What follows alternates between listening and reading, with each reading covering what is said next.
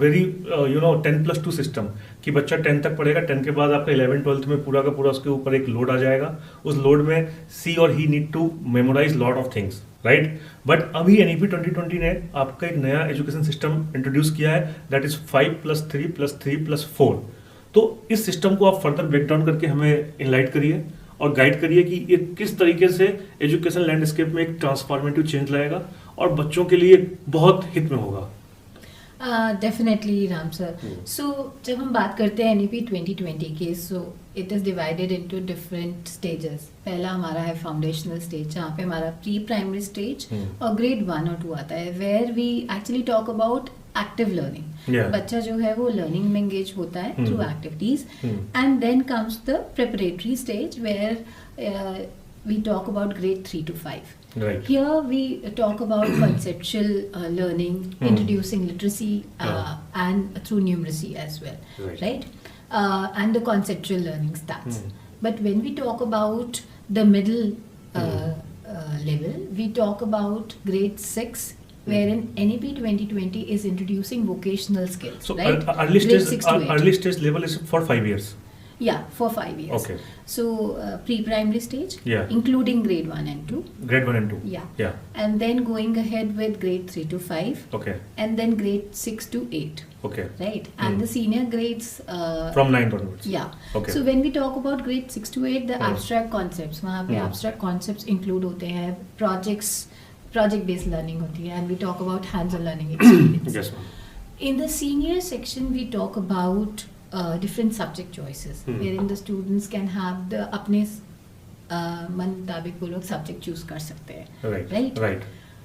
तो senior grade में जब हम सब्जेक्ट की बात कर रहे हैं कि वो अपने मन मुताबिक सब्जेक्ट चेंज कर सकते हैं, तो earlier we used to have a very limited selection. हमारे टाइम में क्या था कि हमें इंग्लिश या कंप्यूटर साइंस में एक अडॉप्ट करना था, राइट। तो we were not having lot of flexibility. But अभी क्या है कि एनईपी 2020 आने के बाद there are n numbers of elective. तो आप थोड़ा इनलाइटन कर सकते हैं कि हमें मतलब क्या क्या इलेक्टिव इंट्रोड्यूस हुए हैं और उससे ओवरऑल डेवलपमेंट किस डायरेक्शन में होगा बच्चे का। एक्चुअली सीबीएसई एनईपी 2020 आने से ऐसा नहीं है कि ज़्यादा सब्जेक्ट कुछ इंट्रोड्यूस हुए हैं।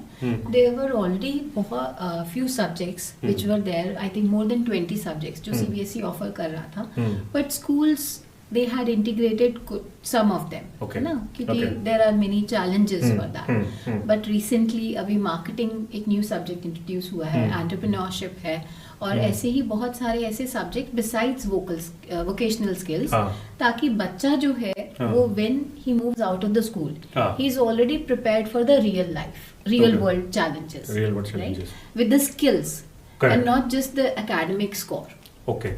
सो ma'am it's going to be game changer as you said कि आप बच्चा जो बच्चा पहले मेमोराइज करके सब्जेक्ट को क्लियर कर रहा था, वो कोई भी आपके पर्सनालिटी डेवलपमेंट में इन्वॉल्व नहीं था, कॉम स्किल्स वो अपनी डेवलप नहीं कर रहा था, स्टेम में बहुत फोकस नहीं कर रहा था। तो अभी जो हमने एनईपी 2020 को as a game changer is going to be game changer, तो इसका जो रियल वर्ल्ड इम्पैक्ट है वो क्या होने वाला है, और उसको जो हम रियल वर्ल्ड में इम्पैक्ट इम्प्लीमेंट कर रहे हैं तो उसका ओवरऑल लर्निंग आउटकम क्या निकल के आ रहा है। सो पहले तो इसको इम्प्लीमेंट करने की बात करते हैं, राइट। तो NEP 2020 is already into the system. उसको इम्प्लीमेंट करने के लिए CBSE has taken certain steps. So one of the steps being teachers का ट्रेनिंग, क्योंकि you know it's all a composition, जो भी हमारा ये पूरा एजुकेशन सिस्टम है, it's all like schools, teachers, infrastructure and the technology, right. So बहुत ज़रूरी है कि हम टीचर्स को इक्विप करें, right? So CBSE has taken a great step in terms of that. CBSE has introduced CPD,